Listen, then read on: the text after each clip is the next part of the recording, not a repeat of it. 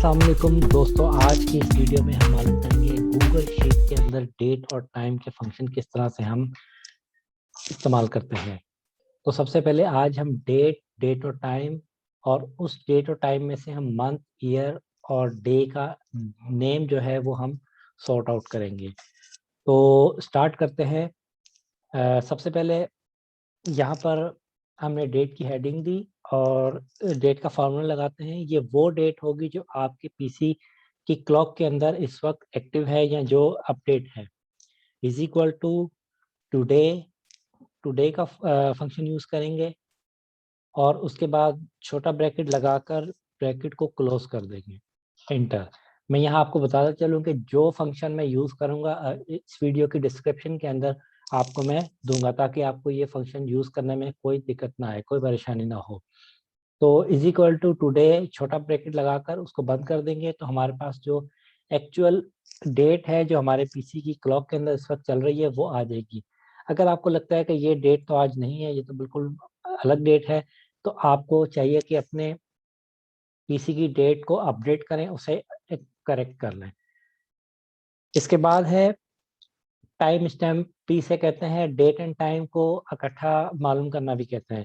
Is equal to now, इसका दूसरा function है। सेम वही तरीका है, छोटा ब्रैकेट लगाएंगे उसे बंद कर देंगे। ये टाइम स्टैम्प भी है और डेट एंड टाइम इकट्ठा भी है। तो यहाँ पर हमने ये मालूम किया। अब मैं चाहता हूँ कि ये हमारे पास एक डेट आ गई है और मैं इसमें से सिर्फ ईयर जो है वो निकाल लूँ। तो ईयर निकालने के लिए हम क्या करेंगे, इनके 2021 है तो मैं मेरे पास एक डेट हो और उसमें से मैं एक डेट ईयर अलग कर लूँ। ये हम कब इस्तेमाल करते हैं, जब हमारे पास बहुत सारी इन्वेंट्री आ जाती है, उसके अंदर मुख्तलिफ डेट्स आती हैं और हमने सॉर्ट आउट करने हो कि इस साल हमारी कितनी सेल हुई है, उसमें से सिर्फ ईयर मालूम करना हो या कुछ भी डेट में से अगर ईयर निकालना हो। तो इसके लिए हमारे पास फंक्शन आता है टेक्स्ट का।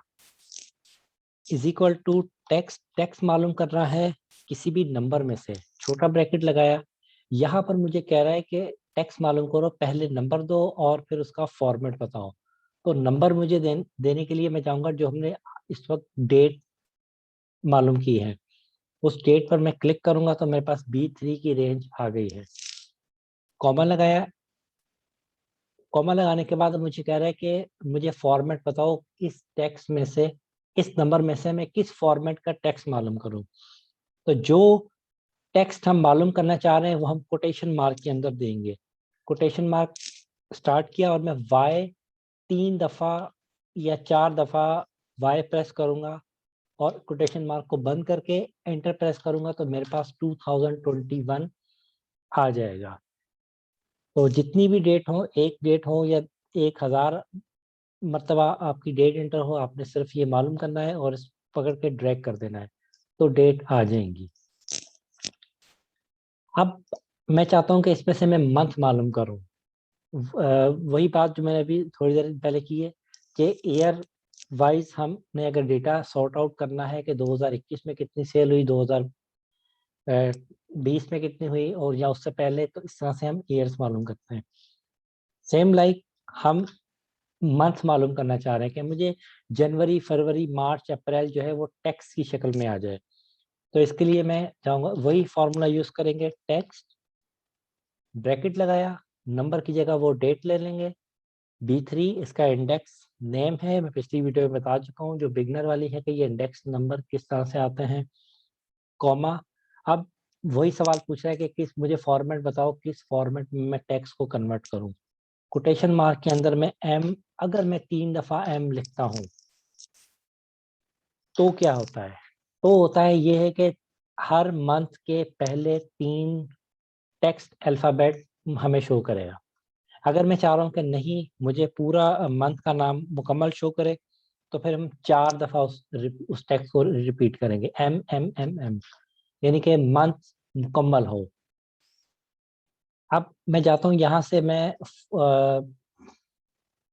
अगर मैं इससे चेंज कर देता हूँ, इसे मैं कॉपी कर लेता हूँ।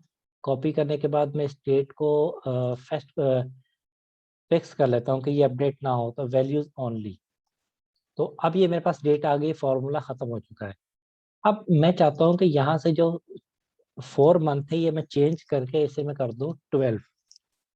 तो क्या होगा, तो अप्रैल की जगह दिसंबर दिखाना चाहिए, तो ये देखें दिसंबर आ गया। इसी तरह से मैं चाह रहा हूँ कि अब इसका मुझे डे भी पता चले, एग्जैक्ट डे कौन सा था, मंडे टू फ्राइडे।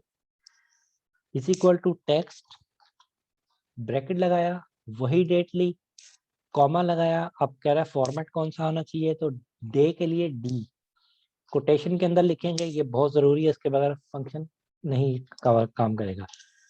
3 दफा डे लिखूंगा, 3 दफा डी लिखने पर 3 डिजिट शो करेगा, और अगर 4 बार डी लिखूंगा या उसके कैरेक्टर लिखूंगा तो मुझे मुकम्मल डे का नाम देगा। वो कह रहा है कि 26 ऑफ दिसंबर 2021 को संडे का दिन होगा।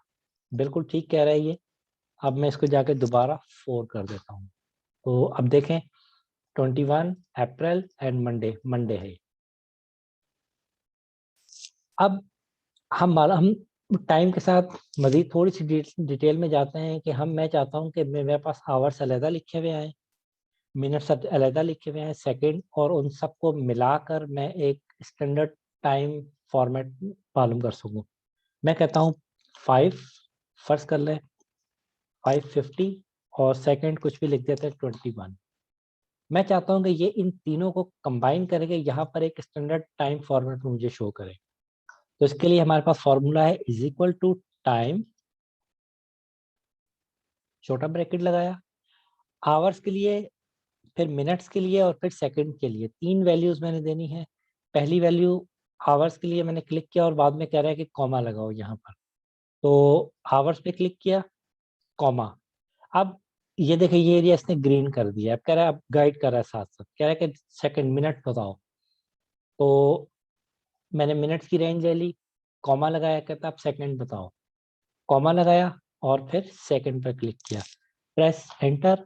अब इसने मुझे वो जो फॉर्मेट अलग अलग था उसने एक साथ करके मुझे एक स्टैंडर्ड टाइम शेप में दे दिया।